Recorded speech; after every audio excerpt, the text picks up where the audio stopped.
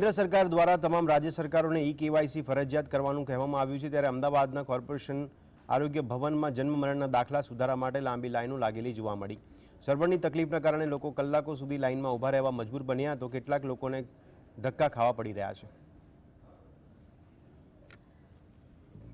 જ્યોતિબેન, કેટલી વખત તમે અહીંયા આવ્યા છો?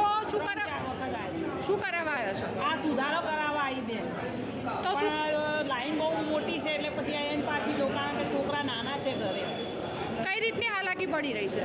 બહુ જ તકલીફ પડે છે। શું કરું? સ્કૂલમાં બેન માગે, કોઈ જગ્યાએ જવું તો બધું માગે। શું કરું? શું કહેશો, વ્યવસ્થા બીજી કરવી જોઈએ? કરવી જોઈએ બેન।